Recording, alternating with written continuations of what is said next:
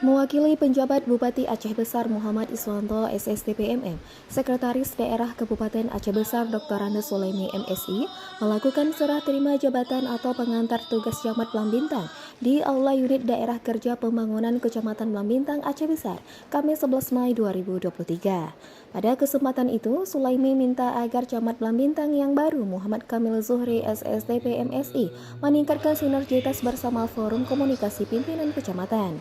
Dalam sambutannya, Sulaimi juga mengucapkan selamat bekerja kepada camat yang baru dengan tugas yang baru. Semoga dapat menjalin kerjasama yang baik dengan semua pihak, terutama Forkopim Cam Blambintang, Imu Mukim dan Kecik, serta seluruh unsur masyarakat Blambintang.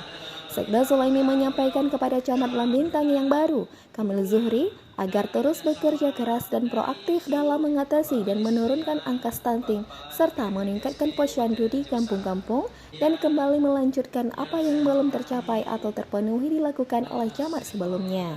Sulaimi berharap kepada camat yang baru ini agar dalam menjalankan tugasnya supaya berpegang teguh pada aturan hukum yang berlaku dan memonitoring serta mengevaluasi secara berkala terhadap pelaksanaan rencana APBG di kampung-kampung di dalam wilayah kerjanya.